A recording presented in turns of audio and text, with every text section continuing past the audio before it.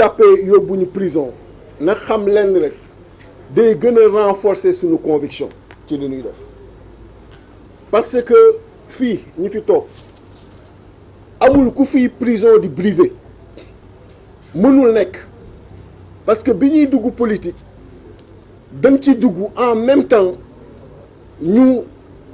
jël suñu bopp xam ni lépp lu ci war ci sacrifice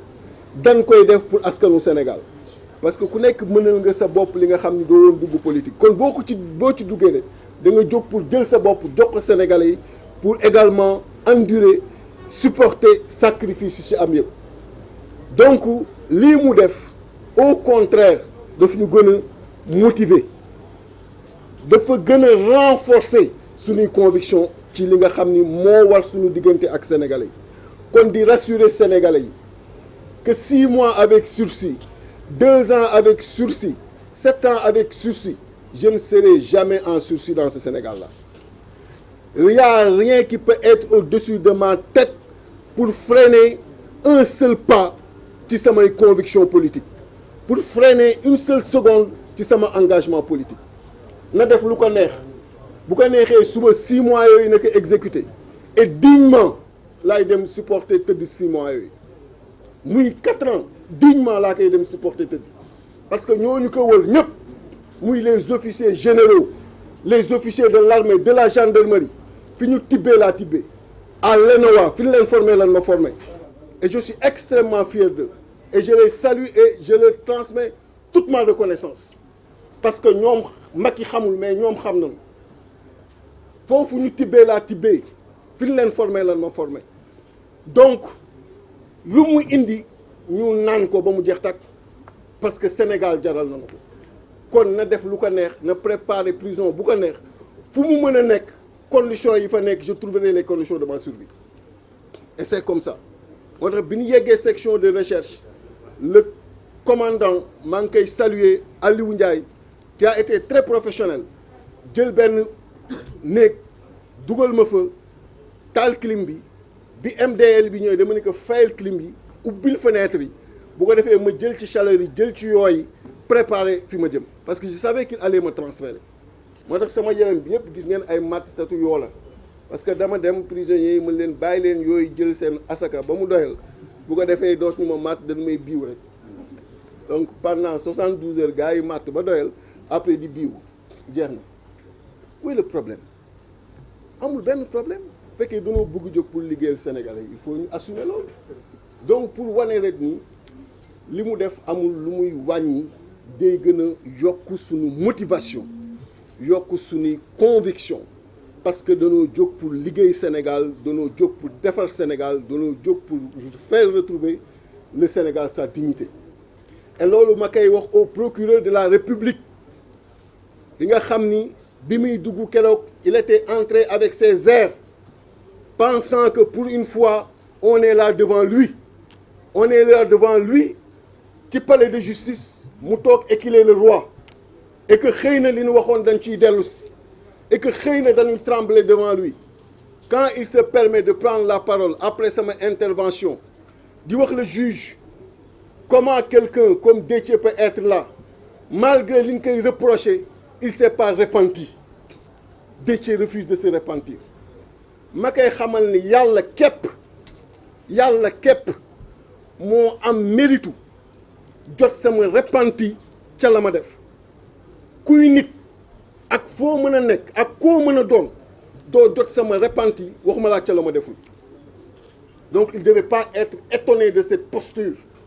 quand il dit encore que devant tout le tribunal Déthié Fall tient une posture martiale. Comment un militaire formé à l'ENOA devant n'importe quelle situation je ne peux tenir qu'une posture martiale. Même le couteau à la gorge. Toute l'armée nationale, je tiendrai une posture martiale. Donc il ne devait pas être étonné de cette posture. Quand il dit Déthié Fall, doté par la nature d'une si grande intelligence,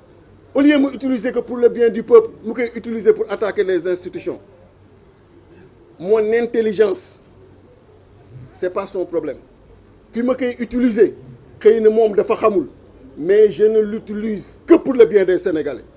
Et marcher pour les libertés, pour les droits fondamentaux, pour la démocratie, amul lu gën a nekk bien que loolu. Donc pensant que dañu jóg attaquer suñu institution fa la ñu yóbbu suñu intelligence fa lañ ko utiliser, il est dans l'erreur absolue. Il a chargé pendant 15 minutes sur plaidoirie de 24 minutes Déthié Fall ba ñii ñëpp kenn mënatul muñ kenn mënatul téye sa bopp Aïda Mbodj xaw na jóg. Elle a fait violence sur elle pour écouter li nga xam ni moom la procureur bi dox parce qu'il pensait tout simplement que fi mu toog ci chaise am mën na wax te tey comme mi ngi doon nekk di attaquer ay leaders attaquer Ousmane attaquer keneen il nous a en face enfin il a en force il est en puissance mën na wax lu ko neex foo mën a ne ñu fekk la fa doo fa wax lu la neex daan la wax ay dëgg te dëgg yooyu bu fekkee moo lay yóbbee nga demander 5 ans d'emprisonnement ou 10 ans d'emprisonnement du ñu teree ñu wax la dëgg et ce procureur je le lui dis donc li mu subir foofu na xam ni mu jàppaat ma indiwaat ma fa dans les mêmes circonstances dans les mêmes conditions je dirai encore les mêmes choses avec cette même posture martiale et les mêmes vérités pour le Sénégal et les Sénégalais et il va essuyer ces vérités là parce que duñu kuy daw duñu kuy lox duñu kuy xef-xefi suñu benn maam dawul donc qu'il le sache c'est comme ça qu'il n'est pas à s'indigner de mon comportement devant le barreau noonu lay demee toujours parce que lu ma wax dama koy assumer lu ma leen wax fii Sénégal yëpp dégg ko nekk bii réew bitim réew dinaa dem ba taxaw konoom procureur naan maa ngi débiné wu je le ferai jamais li may wax fii xam leen ni bu armée nationale taxawee moom lay wax c'est comme ça noonu leen ma bindee noonu leen ma yaree te loolu laay def ba abadan parce que fii ragal nekku fi donc di ka wax di remercier les juges je ne suis pas du tout je n'ai rien contre eux le juge Abdoulaye Ba qui a libéré 81 détenus man rek la def 6 mois avec sursis ak Ahmed Aïdara 1 mois avec sursis pour le juge bi fa nekkoon Guy Marius Sagna on me prend également 1 mois avec sursis donc xool ku ne looy gàll ci moom pour mu bañ a bouger dans ce Sénégal-là personne ne peut m'empêcher de bouger personne je bougerai toujours fièrement la tête haute la poitrine suffisamment bombée et je regarderai toujours les Sénégalais droit dans les yeux et Macky Sall droit dans les yeux donc ça c'est clair pour dire Sénégalais yi que ni nanu xam ni waxtu jóg dafa jot waxtu taxaw dafa jot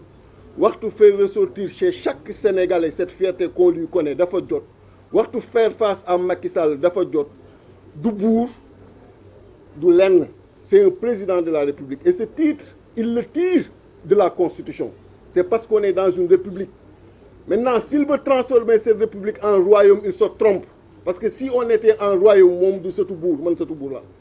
donc on est en république donc na yam ci périmètre république bi pour mën a continuer à bénéficier de ce titre et périmètre de république boobu moo indi constitution et dans cette même constitution lañ ko joxee titre boobu et dans cette même constitution lañ joxee le droit de manifester pourquoi il veut prendre tout ce que la constitution lui donne et nous interdire tout ce que la constitution nous donne et nous dire maintenant laissez-moi gouverner tranquillement mais ku fi ñàkk fayda boobu ku fi manqué fulla boobu ci sénégalais yi amul donc pour lui dire très clairement qu'on lui fera face et que chaque sénégalais lui fera face loolu naka xam mu leer ci boppam donc na ubbi prison yi na yokk cellules yi on va revenir les 15 millions de sénégalais vont venir parce qu'il s'agit de notre développement il s'agit de notre émancipation il s'agit de montrer que luy xam-xam am na fi luy fulla am na fi fu réew yegg sénégalais mën na fa yegg Sénégal mën na fi yegg moom bu ko xamul bay war a dem di topp ku nekk di ko neexal moom moo toll foofu mais ñun dépassé nañu loolu on est suffisamment fiers bien formés suffisamment informés pour mën a engager le développement et ce sont ces leaders là qui sont dans cette direction et vraiment di terminer par encore une fois leur exprimer toute ma fierté leur dire combien je suis heureux de faire partie de cette coalition combien je suis heureux d'être tous les jours avec ces braves leaders chacun individuellement pris symbolise la fierté sénégalaise quel que soit par ailleurs ce qu'on peut lui dire. Parce que des fois, tu peux voir des personnes sans les connaître. Mais chaque individuellement pris symbolise la fierté sénégalaise, la dignité sénégalaise. Donc, na Macky Sall xam ni Yewwi Askan Wi, qu'il le veuille ou pas, est devenu la première force politique de ce pays. Loolu moo koy dofloo. Et les avocats le lui ont rappelé. Foofu laay daanelee donc di wax rek ni bu kenn am sikki sàkka bu kenn am jaaxle, ma détermination reste intacte et épée de Damoclès mënul am sama bopp. Bu amoon sax damay tëb jël sama bopp dugal ci épée bi. C'est comme ça. Donc loolu na ko xam. Et on reste plus que jamais déterminé. Je vous remercie.